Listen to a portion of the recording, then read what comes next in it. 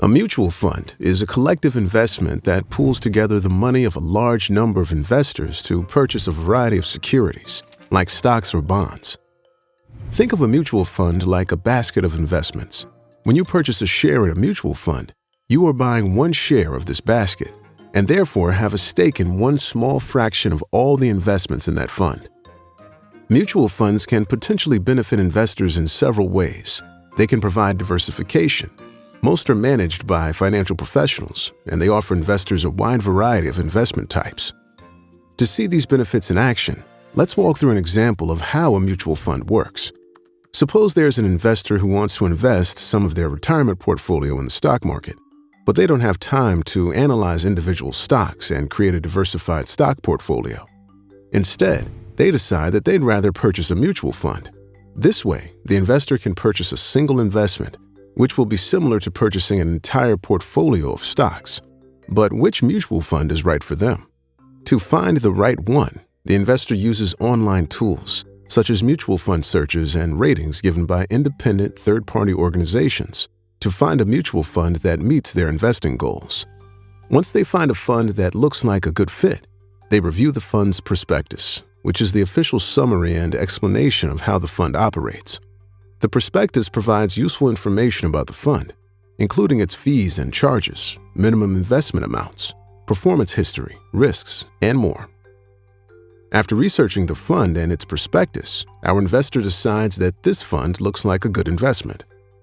So they buy the minimum required investment amount and purchase shares of the mutual fund.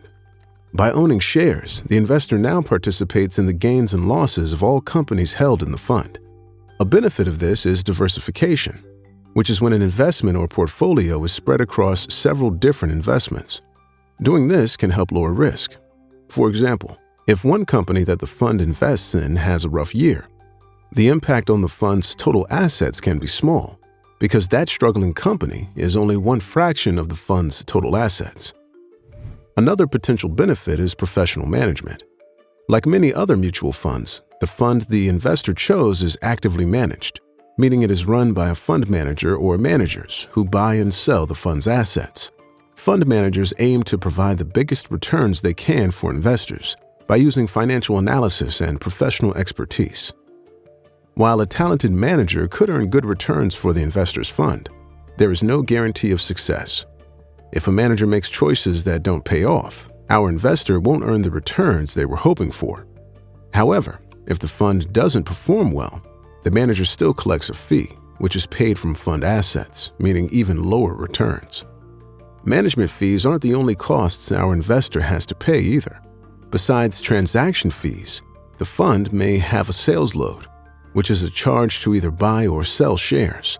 Some funds also charge an additional load if shares are sold within a specific time frame.